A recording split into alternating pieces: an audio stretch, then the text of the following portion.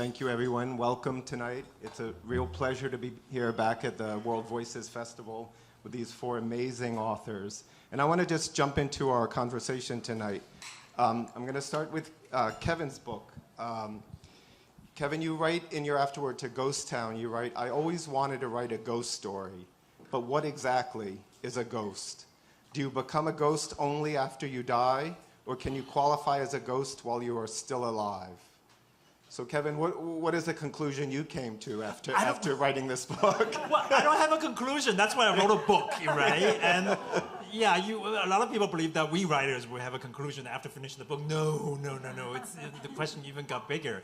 No, because I actually came from Taiwan, where ghost culture is a very important part of our daily lives. We're just talking about that. I mean, in the backstage, that in Indonesia, because one of our friends in the backstage actually lives in Indonesia, and she said she felt like in that culture people were living with the ghosts, which is the same case in Taiwan as well. And so we believe in ghosts. We celebrate ghosts. As a matter of fact, in summer we have the whole month, which is called the Ghost Month. We believe that in this very month, the gate to the heaven is opened. So the hungry ghosts, which they were trapped down there for a year, and for this very month they're allowed to go out here. And just, they're emancipated, they're liberated, they can just, walk among us. But we're scared of them because they're hungry, so we want to make sure that they're well fed, like you guys are eating, we're not. I'm very jealous. So we want to make sure that they have their nice food. So there's a very important day, which is called the Day of Deliverance. We'll prepare a lot of offerings, nice food, basically, to make sure that they get the food. So when they are not hungry anymore, they don't bug us. And so in this month, there are so many do's and don'ts. Well, it's basically don'ts. Don't go swimming. Don't go joining a literature festival. Don't go to New York City. Just many, many don'ts. And so it's so compelling that it actually has an impact on our daily behavior, our physical behavior. Yeah. So I don't have a...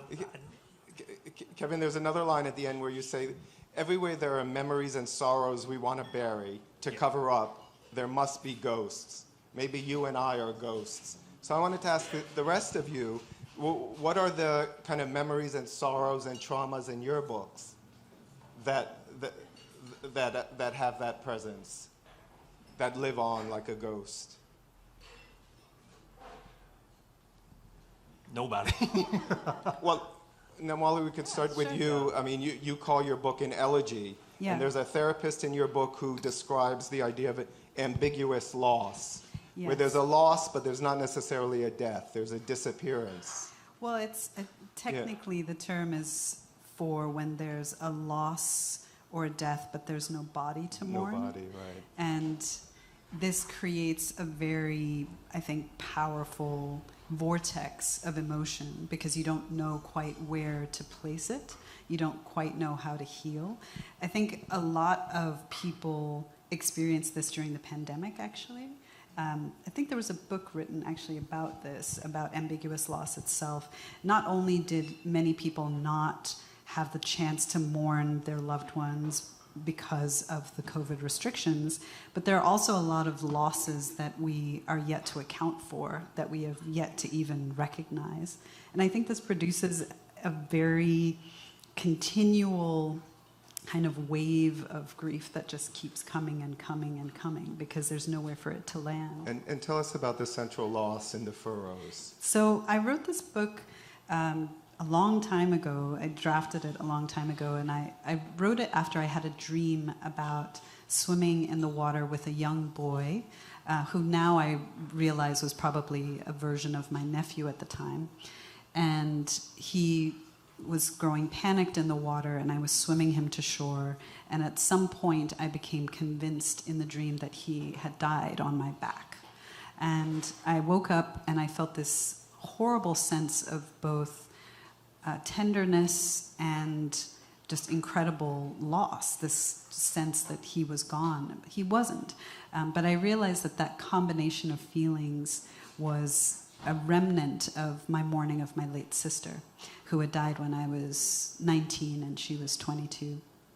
And I decided to write a book that described the kind of elegiac but also catastrophic feeling of grief that doesn't end.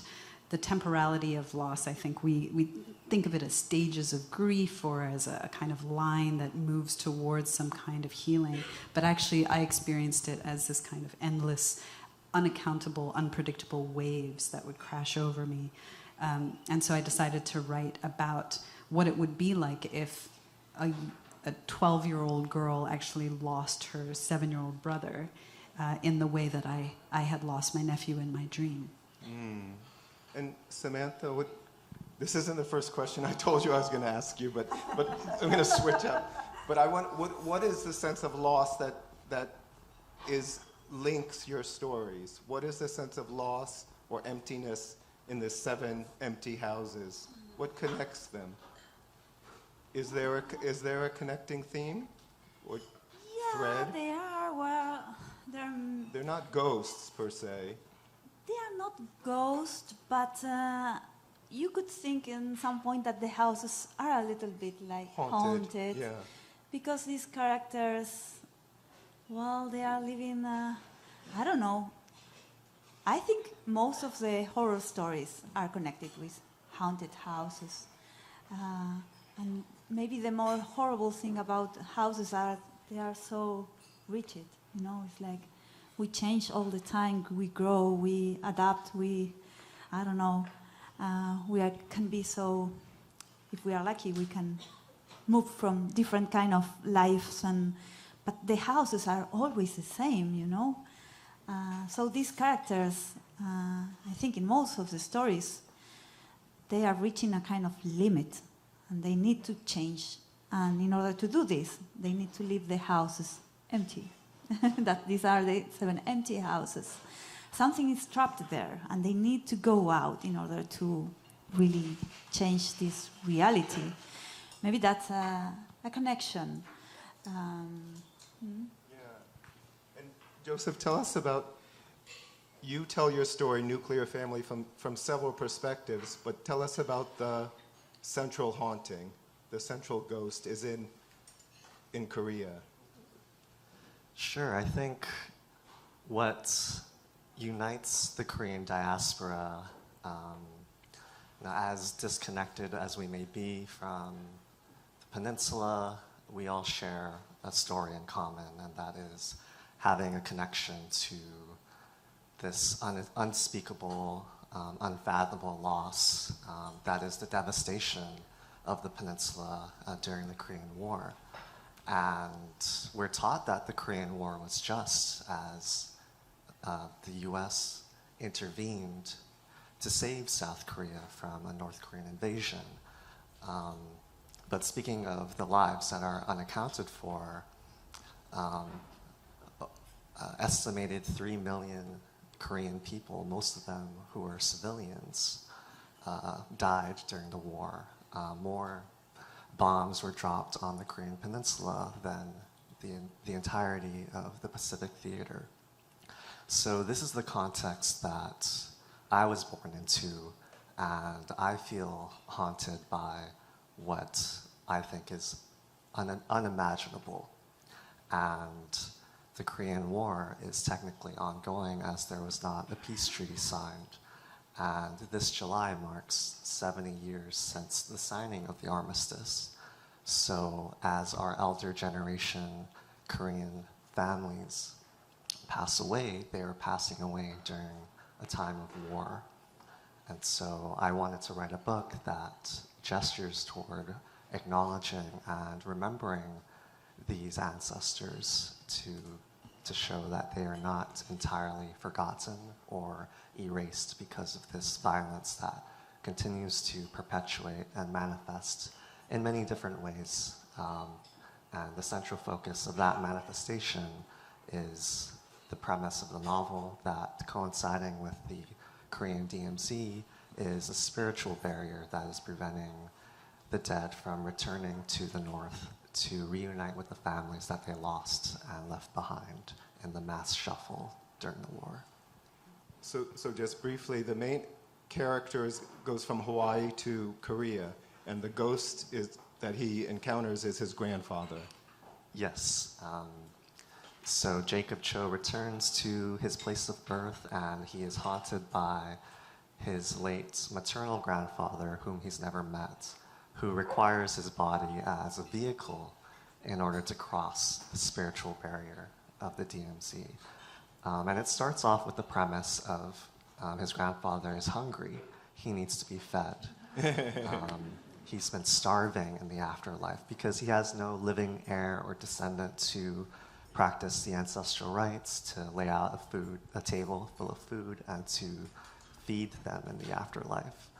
So too, I thought about what feeds and perpetuates the division of the Korean Peninsula, and that is this US imperialist logic of ever more expansion and occupation and rehearsing for more wars to follow. Thank you.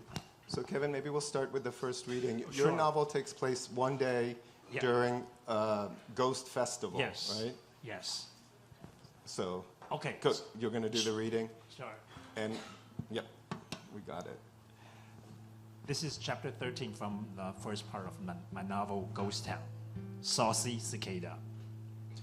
Just listen to those cicadas. It's been a hot, dry summer. It hasn't rained in so long. All the irrigation ditches have dried up, and the fallowed fields are cracked.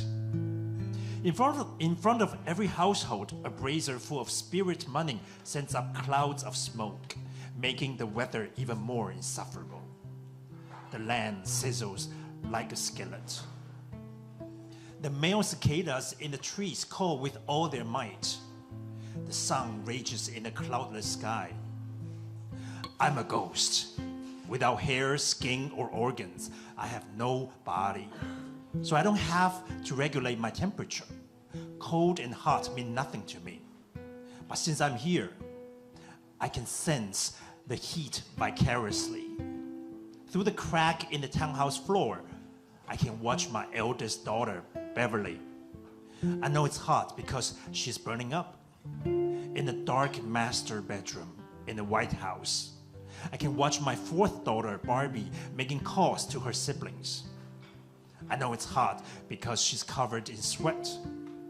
In front of the soy sauce factory, I can watch my younger son, Keith, looking at the mirror of his elder brother, Heath.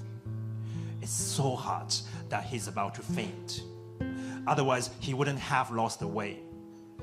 When he left Berlin, it was 15 degrees Celsius. When he got to Yongjing, it was 38. It's the hottest day this year. But no matter where I go, I still can't remember my fifth daughter's face. I thought that after I became a ghost, I would find her. But I've been floating around my hometown, and I can't find her anywhere. She's just not here. I cannot find my other ghost either. When I was alive, I thought that ghosts could see each other. But when you really become a ghost, you discover that being a ghost is the loneliest existence. Without fixed form, order, color, or temperature, I can relate to any person, place, or thing, any animal, vegetable, or mineral, anywhere in space and time. I can only circulate in tiny crack between tick and talk, hanging inverted with the bats from the branches, or hibernating with the cicadas nymphs in the soil. When people put a table of offerings out, they say that they are feeding the hungry ghosts, the lonely souls. But those offerings feed a private human desire for safety and security. The more they fear death, the more deprived they feel. The more extravagant the offerings on the table will be. The more extravagant the offering, the lonelier they are. Thank you, Kevin. Thank you. Thank you, Evan. Perfect.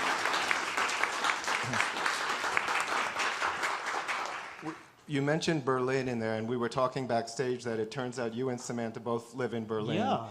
And you were asking, are there ghosts in New York? Does New York have ghosts? So I'm wondering, does Berlin What are the ghosts like in Berlin? Yeah, see, that's the thing. Okay. Oh, okay. Did you guys feel the vibration here? What's that? Is that the subway or something? Yeah, Subway. yeah. I just like, oh, it's haunted or something, right?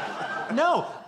Before I moved to Berlin, I really thought that Berlin must have been one of the most haunted places Right. in the world, right? Yeah. With the wars and Nazi and the communism. But no. Do you have any Germans here in the audience? Yeah. Do you guys believe in ghosts?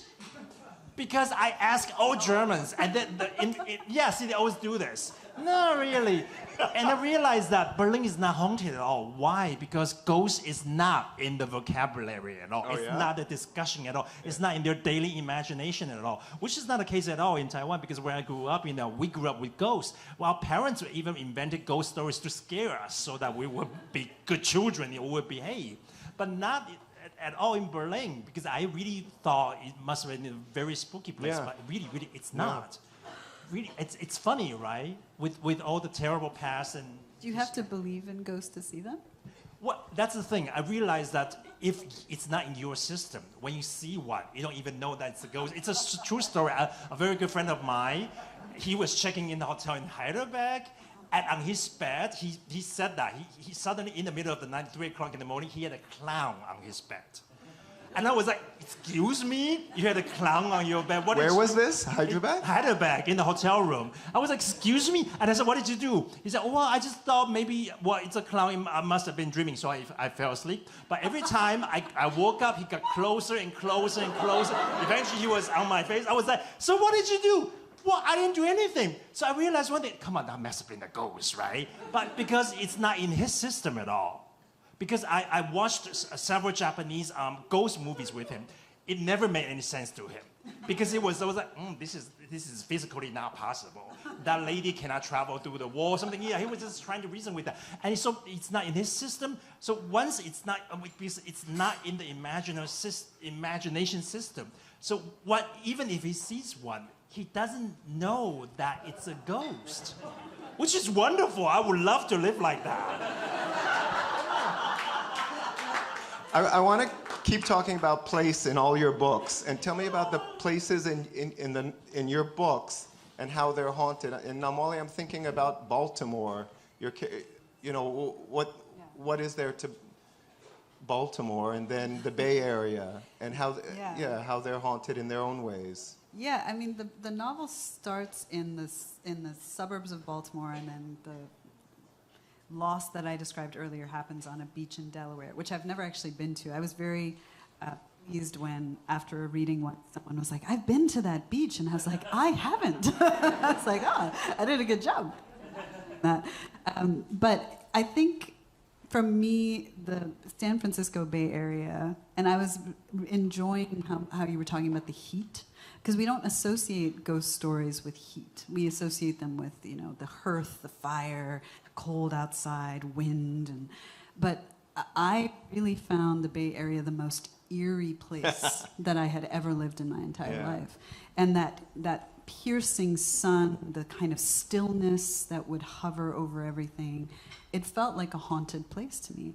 And a lot of what I do in my novel is I'm thinking about death, but I'm also thinking about communities and how they experience loss, and smaller scale than what you were describing. But one of the reasons that San Francisco in particular feels haunted to me is because of massive, waves of gentrification. It's a very strange place to walk through and see these kinds of layers of the old city and what the old city has become.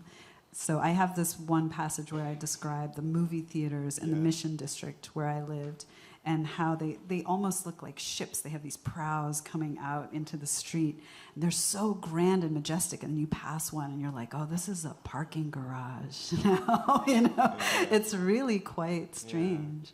Yeah. And Joseph, I mean, we've talked about the way history's ghosts are alive in Korea, but tell me about Honolulu and what you wanted to describe about Honolulu, present and past. Yeah, I see. You might think that Korea and Hawaii are disparate places, but they are very much entangled through a shared history of U.S. military occupation. Hawaii was occupied on the way to the U.S. moving into attempting to conquer and take over Asia, and soldiers had to pass through Hawaii in order to go to fight in the Korean War. And likewise, both places were occupied for strategic reasons, to establish a base of operations, and in the process, land was being taken away from the native Hawaiian people, and so too were their ancestors and the bones of native Hawaiian elders being unsettled and desecrated in order to build highways, in order to build the Walmart. It was built on top of a burial site. And development is constantly displacing both the living and the dead from returning to their lands. So I saw that as an analogous point of connection.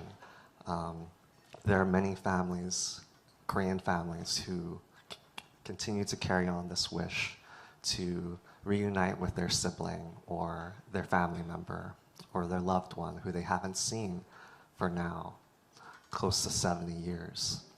And likewise in Hawaii, the native Hawaiian people cannot return to their ancestral lands, and they are met by military fences. So I link the DMZ as a border to militarized borders in Hawaii and all over the world in this way.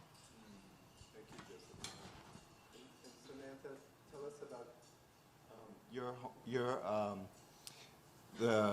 the houses in your book. Do we know where they are? I mean, it's not clear geographically where we are, right?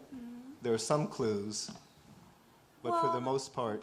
Yeah, but from all of my books, maybe it's the one that is probably more set it in Buenos Aires. You know, I was listening to the rest of the guests and thinking, where are my ghosts?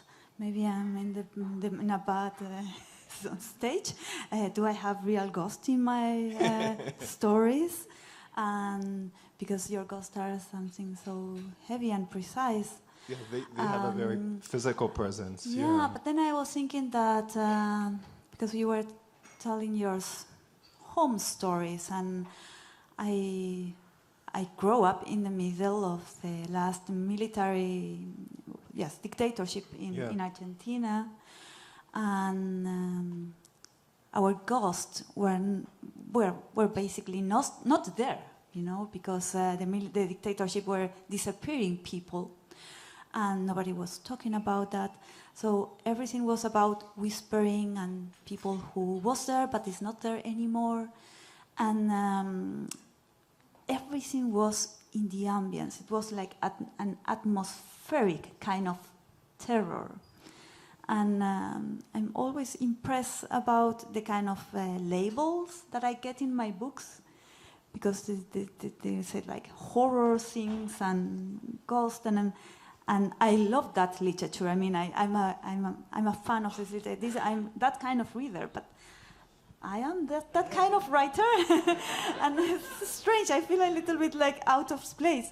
But I think there is something very strong maybe in the ambience. And also, as a reader, I don't know if it happened the same with you, but there's something absolutely amazing about what horror makes with our bodies.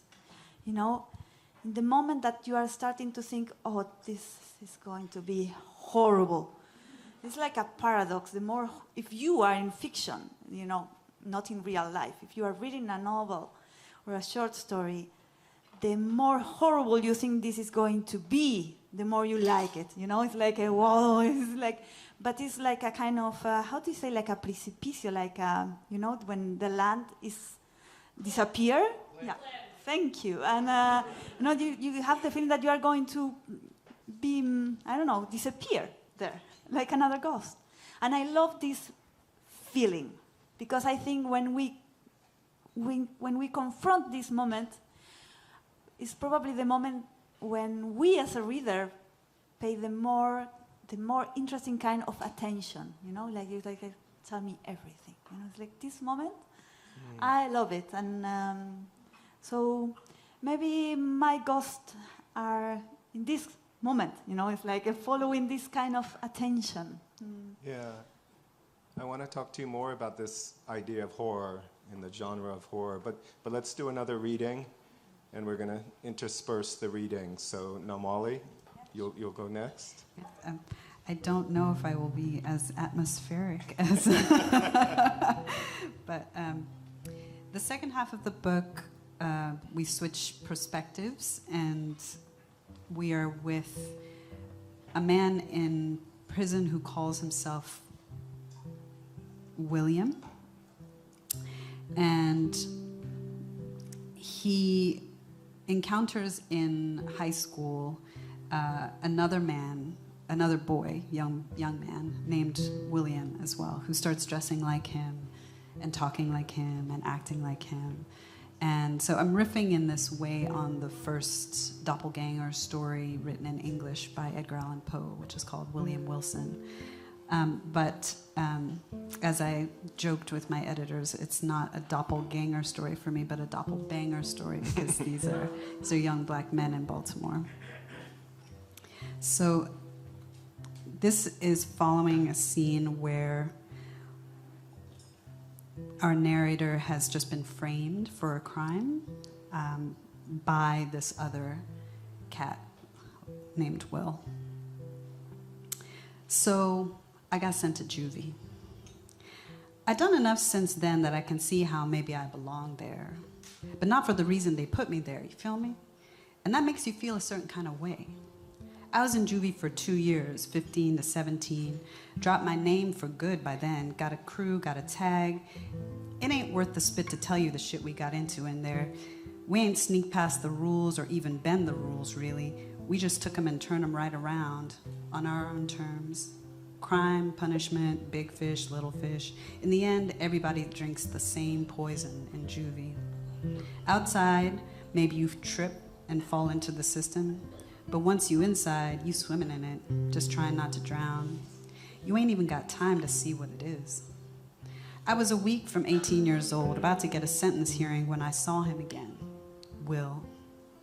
My boy Jay, we was from the same hood, and he brewed up some Pruno, and the guards turned an eye for us. So we was in Jay's room, acting up, getting messy, that vomity kind of drunk. And at the bottom of the night, right before dawn, I went to the John. I don't remember all that much about juvie, but I remember the John because you had to watch it back. That night, I remember gray light, bars on the windows throwing shadow stripes on the floor, the hiss of my piss in the urinal. I was shaken off when I felt it. There was somebody in there with me. Now I ain't see or hear nobody come in. It was nothing but shadows and the smell of piss and shit in there, but it was like this heaviness came in. Like one of those shadows was creeping up and leaning over my shoulder, breathing on the back of my neck. I zipped up and was about to turn and square up when I felt it. In my gut. That gravelly-ass whisper, it was all up in my ear. He was saying my name. That voice, like I said, I ain't even never used my real name if I can help it. I had the guards in juvie call me by my tag by then. It was him. I always knew I could take him. We were the same size, welterweight, but middle of the John, middle of the night, this nigga all up in my back with my name in his mouth. That kind of shit crushes something in your chest. Makes you a kid again. I froze up, and that's how he got me in a chokehold. I heard that raspy breath in my ear like a bull before they let him in the ring. Then everything went black. I woke up back in my bunk, bruised, burnt. I got smashed into a radiator. You see how this line on my ink kind of warps right here? That's a burn mark. Now get this. They said it ain't happened. Nothing on the security tape. I'm like, do you not see this 3rd-degree burn on my arm? And you know what they said? They said I did it. Now, why the hell would I do this to myself? I ain't even have a lighter. I don't even smoke. Day of my hearing, like clockwork, The guard comes in my room, says, "Warden wants to see me." Man, I tell you, the minute I stepped in that office, my head was shaking like, nah, because the warden had my kit, and it was open. My toothbrush and washcloth on his desk, and a baggie sitting right next to him. I was like, nope, he planted it. It was him. I know it was him. But nobody knew who I was talking about. Will who? Will you? Not Jay, not the guards, not even the office manager knew who I was talking about. I was like, who is this man? I couldn't pin it down. How did he find me? What did he want from me? You see it, right? I'm this close to getting out of juvie. And that's when this shit happens? Because when my sentence hearing came up, you best believe I got a promotion. Felony, narcotics, possession, 3 more years. You get a rap like that, 18 years old, in Baltimore, it's a rap. Straight up. It's like you dead, and now you gotta spend the rest of your life as a ghost. Thank you, Namwali. Thank you.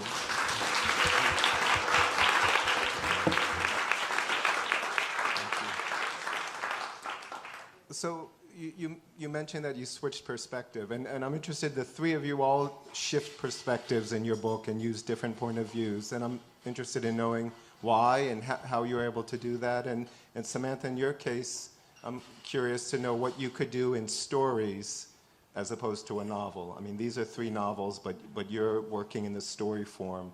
So two questions for all of you about craft, about shifting perspective.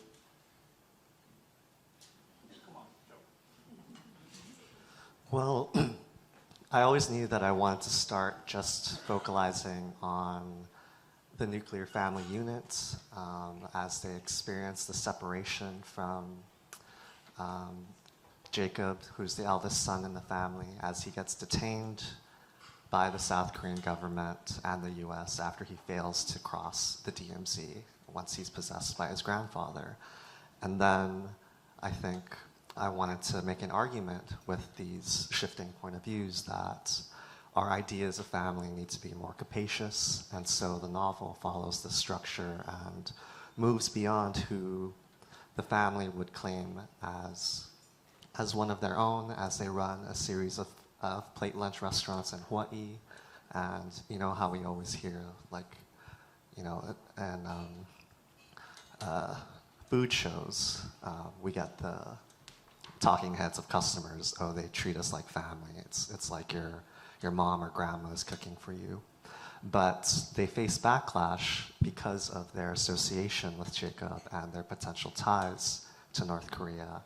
So we start from this place of anxiety that organizes their reactions in the opening of the novel, and then it percolates outward to the larger Korean community, and also traces the story of the families in South Korea who are also reacting to this event or catalyst that opens the novel. And Kevin, you knew you wanted to shift from multiple points of view. Yeah, so I was heavily inspired by our lunch, actually. It's okay. Maybe you guys know that if when you have Chinese food, it's usually like a round table, right? So in the middle, there's this thing called Lazy Susan, right? This thing that turns around. I have to talk about a film. I just talked about this afternoon, actually. The great Taiwanese director who lives in the city, Andy Lee, the one who made Brokeback Mountain. Of course, Wedding Banquet. Yeah. Go back to his Taiwanese films in the 90s because they're amazing. So, for example, his Father trilogy, I think the final chapter of his Father trilogy was called Eat, Man, Drink, and Woman. It was heavily about a Taiwanese family which always gathers on a Sunday afternoon, and they always eat at a round table. And we Taiwanese people, we do not share feelings. We don't talk about feelings. I mean, we are Asians, right? We don't talk about feelings, but we eat. We share food. And that's what happened to me as well, because I was sharing this round table with my sisters. I have 7. I have 7 sisters, so imagine having a lunch with 7 sisters. We're talking about one specific moment at my father's funeral. And we were all there. It happened right in front of us, but somehow we all had a different perspective when we talk about this specific moment, and then they started fighting, and when sisters are fighting, I was taking notes because this is the best source for your fiction, and when you have 7 of them, it's the best, right? And that's when, because I was actually looking for a narrative for this very book. That hit me. I was like, what if I just allow them to have different chapters to speak for themselves, and eventually it will come together, right? I mean, in this book, the protagonist has 5 sisters, which is dramatic enough. I have 7, which is even crazier. And when I was a kid, because growing up with 7 sisters, it's the best thing in the world, really, because when I was a kid, I actually believed that I had 7 mothers. It's not a joke. And when they fight, right? You're the youngest. I was the 9th. I have well, in order to get a son, they tried 7 times. Eventually, they got my brother, who was the 8th, and they had me because I was born in the year of dragon. Next year will be the year of dragon, so we're gonna have a baby boom in a lot of Chinese-speaking communities. Really, so that's being born in the big family is like you have to voice yourself, otherwise nobody will hear you, and so that really inspired me to shift all the perspectives in my book. Is this the first novel where you've used that form? Yes, the very first one. Yeah. I never did that before. I was just told that yesterday, because we did a panel yesterday at some festival as well. One translator told me that, I forgot the name, but one Spanish writer wrote like 40 chapters, and he just put them on the clothesline and shuffles them, and eventually put them into a book. Which I was like, oh my God, I have to do that, right? That sounds amazing. So yeah, but I had a lot of fun shifting all the perspectives. Confusing your reader is just a wonderful thing to do. And Namwali also? That is also my favorite thing to do. Did you do that much in the first novel, The Old Drift? The Old Drift is all in the third person, and so it does shift. It's called focalization, I guess. You're with them, like your camera's kind of behind them, but you also have the affordances of having a third-person narrator who can comment on them, which is great. This novel I revised it from the first person, from the third person to the first person, and so I decided to have it's in 2 parts, and there's actually 3 voices. So it starts with this woman, Cassandra, and then halfway through the novel, it switches to a man who calls himself Wayne, and then the man Will that I just read from. Right. And Samantha, just briefly, you've written both novels and short stories. But I don't have ghosts, I don't change perspective. So I don't know if I'm doing a good thing. You were put on the wrong panel? No, I'm not complaining. We wouldn't be the same without you here, Samantha.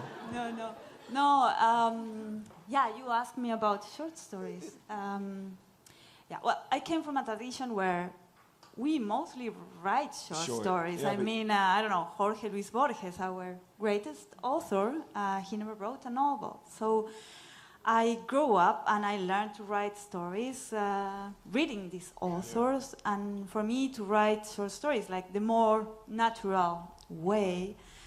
And it's strange, when I start to work in something new, I don't think, okay, is it going to be a novel or a short story? Of course, at some point you take the decision. But for me, the genre is more like a fatality, what happens at the end. And also, we tend to say, okay, I don't know, the novel is more about characters and maybe the short story is about one particular event. I'm not so sure about that. It's a very dubious description, I think. We know pet literature is always in between labels and genres and styles. I don't know. I consider myself mostly a short story writer. Yeah. Well, let's do another reading. Joseph, we have a little bit more time and we want to fit in all the readings.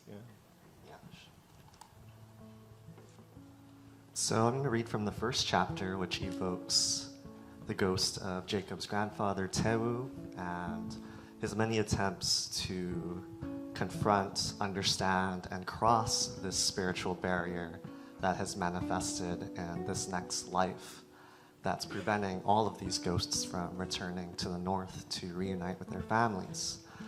And I was really inspired by the tenacity. I grew up watching a lot of cartoons, so I thought of Wile E. Coyote as sharing the same spirit as Tewu. And the first attempt that he has, he slams right into the wall, and he gets repelled upon impact, like Wiley, thinking he sees the tunnel, but it's just a painted tunnel. And so what he does is he realizes that maybe this wall has its limitations. He sees a bird fly over what he thinks is the apex of the wall. So he comes up with this brilliant idea that all one needs to do is to jump across the barrier. And so what he does is he gathers as many ghosts who share this similar aspiration to form a tower. And he's the one to climb and test this theory. Dead men sat on the shoulders of dead men, wobbling at first until they found balance. 5 huddled in a circle at the base, and another 5 climbed onto their shoulders, 5 more, and so on. The dead women came along to watch and contemplate how the stacking was even possible. They laughed as they watched the dead men struggle, all led by the biggest dead fool of all, the king fool, they joked, admiring Tewu's conviction. No one believed it would work, but they also hoped for a miracle, a sign it would be possible. Tewu climbed the Tower of Dead Men, who grunted as he stepped on their shoulders. The Tower of Dead mumbled and cussed to themselves about why they weren't the ones climbing, though they were each promised a turn after following Tewu's example and proof of success. Tewu reached the tower's apex, though he paled in size to Pektu and Mount Kumgang. He could only see so far north, and he wondered where to find his loved ones. He steadied himself on the shoulders of Yangshik, who stuck with him from the beginning, who got on his knees to help his friend in their first attempt. They thought Tewu would fall right through Yangshik, but when Tewu lifted off and they stood at the height of 2, they ran around, laughing like boys. He would need to jump over to the other side. The wind howled around him, but it wouldn't shake his resolve. Tewu leaped forward.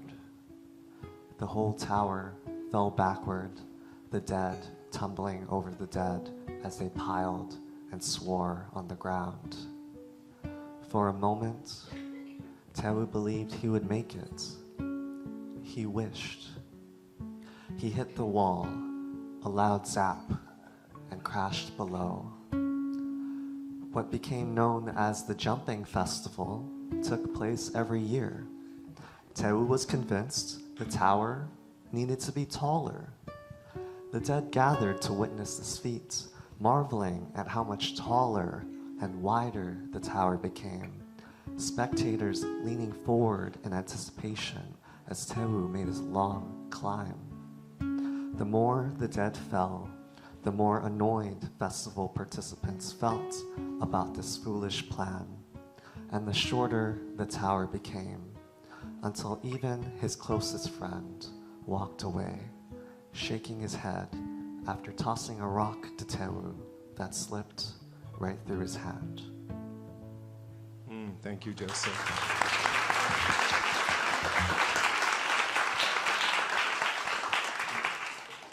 I want to go back, Kevin, to your afterword because there was so much in it. And you write, afraid I had become a ghost, I sent the manuscript to my editor and hit the sack. This is when you finished the book. Yeah. And I'm curious, how are you as authors invisible presences, ghosts in a way? I didn't get that. You mean me as a writer? As Yeah, how are all of you? Yeah. How is the author, him or herself, something of a spirit? Oh my gosh! Because I started the book when I was 33, but I couldn't continue because it's roughly based on my family. Somehow, when I was 33, I just I have 7 sisters. He has 5 sisters, so different story. Yeah, right. Yeah, but when I was 33, somehow I just couldn't continue. So when I was 43, I was compelled to do this. So I actually went home to visit my sisters and saw a lot of ghosts from the past. And there was a referendum in Taiwan, which was basically an anti-LGBTQ referendum, and I was there. I was voting, and of course it was a disaster. But years later, we finally legalized same-sex marriage, which is still the only one in Asia. And that bitter experience really helped me because of this disaster. Of the referendum result, I flew back to Berlin, where I felt really bitter. And I just channeled that energy somehow. And I remember all the terrible words from my sister when they were fighting at the round table with the thing I was just talking about. And I just finished the book in 6 months. And I felt, especially, I remember that. There's something about Italy. Do we have Italians here? Yeah. So I was going to take a vacation on the 1st of May in Cinque Terre, which is a beautiful place. And go there. It's like 5 fishing villages. Pixar animation, Luca, is heavily based on that. It's a real landscape. It's so beautiful. I was going there. I signed up for skydiving, parachuting, and diving and stuff. I was like, oh my God, what if I die and nobody ever saw this manuscript? So I didn't sleep for a week to finish this book. I'm serious. Actually, I still have some time before the deadline. And after I finished that, right before flying to Italy, I just felt so weird. I came back to myself, and I went there to Italy, and I totally forgot about this book. I just released this ghost out of me. And it's a true story. I was paragliding up there. I was in the sky. And it's because you were not doing that. Actually, there is a coach who was doing that. So I was actually playing with my iPhone in the sky, right? I was like, oh my God, the reception is really good. And I got an email from my editor. What? Yes. And he just... Don't tell me you did edits while you were... Yeah, he finished my friend. Well, yeah, so he's haunting me or something. But I was up there and I saw this email. I was like, okay, I should read it. I just opened it, looking down at this beautiful villages. And it's my editor who just finished reading the manuscript. And he said, in 3 words in Chinese, 很好看. It's a good read. And I was up there. And it just reminds me, oh my God, I just finished the stories about ghosts. I totally let it go. I forgot it. And 3 or 4 years later, I'm still talking about it. Oh my gosh, yeah, here in New York City. So I released it, and yeah, I can experience. Yeah, so I think it's Some sort of out-of-body experience, yeah, right? What people they always say it's some kind of catharsis. Catharsis, right? yeah. And I had to get it out of me, Yeah. and to make sure I don't have to talk about it, but still I'm talking about it. Yeah. Well, Samantha, if you'll do the final reading. Are you game to do the reading from your book? And then we'll open it up for questions from the audience. We have about 10, 15 minutes. Okay, I'm going to read the beginning of a short story, so there's nothing to explain. And the short story is called My Parents and My Children's. Where are your parents' clothes? Asks Marga. She crosses her arms and waits for my answer. She knows I don't know. On the other side of the picture windows, my parents are running naked in the backyard. It's almost 6, Javier, Marga tells me. What's going to happen when Charlie comes back from the store with the kids and they see their grandparents chasing each other around? Who's Charlie? I ask. I think I know who Charlie is. He's the great new man my ex-wife is dating. But at some point, I would like for her to explain that to me. They are going to die of shame. When they see their grandparents, that's what's going to happen. They are sick, Marga. She sighs. I take deep breaths and count slowly to keep from turning bitter, to instill patience, to give Marga the time she needs. I say, you wanted the kids to see their grandparents. You wanted me to bring my parents out here because you thought this place, 300 kilometers from my house, would be a good spot for a vacation. You said they were better. Behind Marga, my father sprays my mother with the hose. When he sprays her teeth, my mother holds her teeth. When he sprays her ass, my mother holds her ass. You know how they get? If you get them out their environment, I say. And outdoors, is it my mother who holds what my father sprays? Or is it my father who sprays what my mother holds? Aha! So, if I'm going to invite you to spend a few days with your children, whom I might add you haven't seen in 3 months, I have to anticipate the level of your parent excitement. My mother picks up Marga poodle and holds it over her head, spinning around. I try to keep my eyes trained on Marga to prevent her at all costs from turning toward them. I want to leave all this madness behind, Javier. This madness, I think. If that means you see the kids less, I can't keep exposing them to this. They are just naked, Marga. She walks away and I follow her. Behind us, the poodle is still spinning in the air.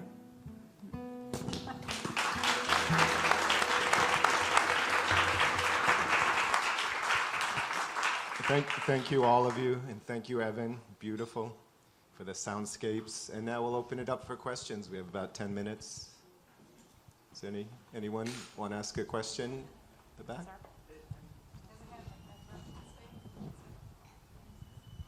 Thank you. So I was curious, writers often talk about the muse guiding your writing, and given the context of the title of this event, I'm curious if the muse ever worked through you, and if you ever didn't trust the muse, if you ever felt like you didn't want to give voice to that spirit or ancestor or person. Yeah, I always say that in writing a character like Tewu, I myself had to be a little possessed by him, and in a similar journey to Jacob, who is haunted by this specter as he's tutoring English in South Korea, as he kind of forms a contract with his grandfather, like, hey, I'll let you use my body and we'll eat as much as you want, but that's it. But behind that is the ulterior motive, where he's actually training him and beefing him up to be strong enough to make this daring crossing. And yeah, he's one of my favorite characters I've ever written, and if anything, I had to join him on this excursion and also understand what we were both facing, and that was the DMZ, which kind of becomes another character as it's embodied in this spiritual barrier. It becomes somewhat of an antagonist and guiding force of the novel that both the characters, myself, and the reader has to imagine what is the possibility of seeing this wall as not so much fixed in our imagination, but porous and crossable, so that many more people can have that opportunity to return to their homes and to honor their dead at the graves that they cannot tend. I'm also curious, this is your debut novel, Joseph. What went into making this debut, this novel? Were there short stories? What led up to it? Primarily, it was about my understanding of my positionality as a Korean being raised on Hawaiian land and reconciling how it was possible that my family was able to move to Hawaii and what kind of histories I needed to reckon with on Hawaiian land as it's connected to the context of militarization in both places. And in my research and in my learning about the history that was not taught to me by my own family, the secrets that are often kept, I kept circling back to this one same subject, and that was the fact of Korea's division. And I myself, like Teru, kept running into the DMZ. And because of that constant return to the DMZ in my reading and research, that became the driving force and impetus to write this book. Any more questions? Hi, thank you. You were talking about different conceptions of ghosts, and that was really fascinating. One of you mentioned that there are no ghosts where people don't believe in ghosts. I was wondering, when you approached your novels, did your concept of a ghost change? Did you explore that, or did you know going in what you had in mind and you stuck with it?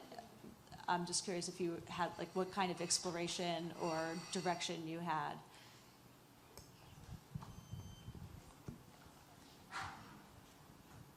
Okay, I'll talk. Anyone, yeah. Yes. No, I think I'm even more confused after finishing the book, because how do you define ghosts, right? I mean, I'm on a book tour, and I always ask my readers, okay, do you believe in ghosts? If yes, what's a ghost? Or plural, you know, and it's really difficult. I mean, what's the form, what's the shape, what's the smell? And as a matter of fact, based on my supernatural experience in Taiwan, when it was, because military service is compulsory in Taiwan, like in Korea as well, right? And I don't know about Korea, but in Taiwan, usually most men have supernatural experiences when they're serving in the army. I don't know why, but it's just a thing, and it happened to me too. Yeah, they warned me about it, and I hate it when it happened. And I couldn't describe it. It just happened. I was frozen. There were 3 boys. I was part of the 3 boys, and I was one of them. And we just felt this energy among us, and it was passing through. It didn't mean. I mean, it was not nasty. It was not good or something. And there was no odor or color or something. But the thing is, I couldn't turn on any lights. Everything was pitch black. We were in our dormitory in the Air Force, and I just couldn't describe it. And now I live in Berlin, where I don't believe. I mean, I really don't feel the presence of ghosts in Berlin. But whenever I'm back into Taiwan, I feel that very much because people talk about it, right? And last year, I was here when the book was published in October. I actually came here for like a small book tour. It was Halloween here, and there were ghosts, right? And I remember I was in DC, so I was staying in a hotel near the university. There were really, like, literally thousands of ghosts, right? And I was like, what's this? What's going on? You know, that's a Taylor Swift, that's a Beyonce, yeah. And so, yeah, but I realized it's not their definition. I mean, Halloween is not really ghosts, right? It's not that. Even I was next to the White House, and I saw literally like thousands of little monsters, like dressed up as ghosts, rushing to the White House, because if you dress up on this day, you could meet President Biden. Did you know that, right? And so I was surrounded by all these small ghosts, you know, like, I was like, oh my God, what's going on? But still, if you really ask them, do you believe in ghosts? But the American definition of a ghost, right? When you say spooktaculous, right? It's something that is so not how we imagine as an Asian person at all, because our kind of ghost, you cannot even describe it. It doesn't have a specific form, and it could be everywhere, and it has an indelible impact on your daily physical behavior. For example, we Taiwanese people, when we go into a hotel room, right before going in, we will knock on the door, even though no one is in there. But we believe that by knocking on the door, the ghost in there who was enjoying his Netflix hours on the bed. his clothes back on. And would just, okay, someone is checking in, I have to go out. Yeah, really, we really believe that, and we really ask any Taiwanese friends of yours, would really do that? And so I'm even more confused, but I think it's okay to be confused, because how do you even define that, right? Like what we're talking here, everyone has a different perspective on that, and I think it's good to be confused. One more question, maybe?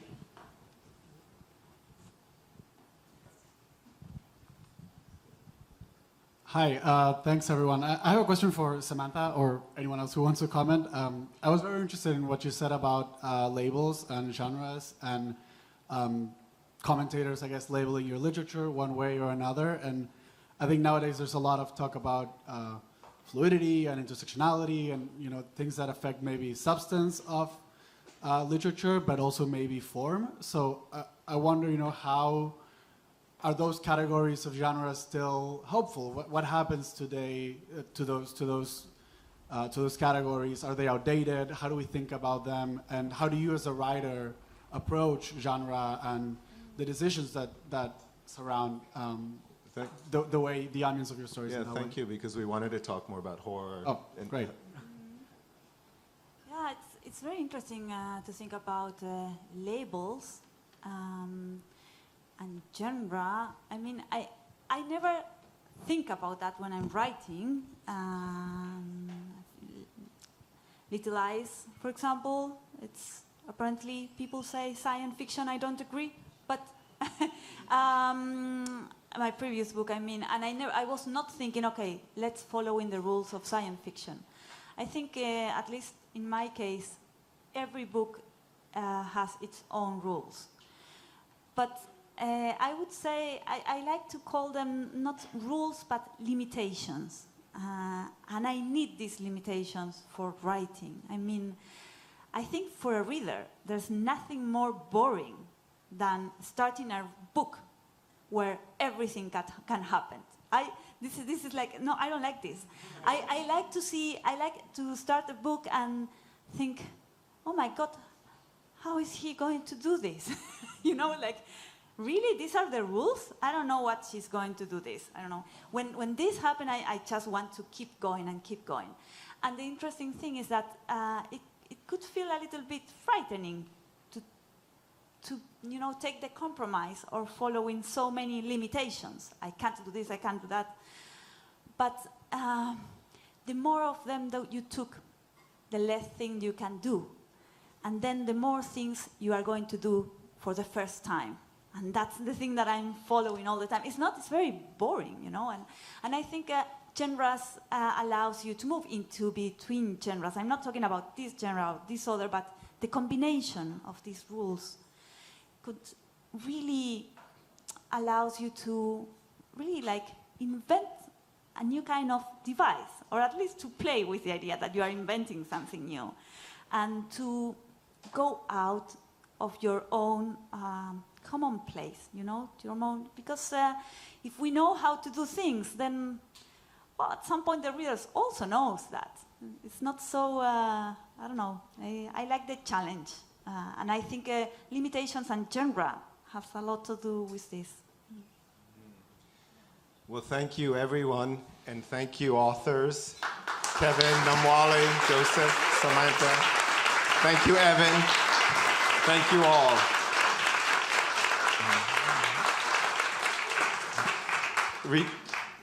Buy the books, read the books, and see you at events tomorrow.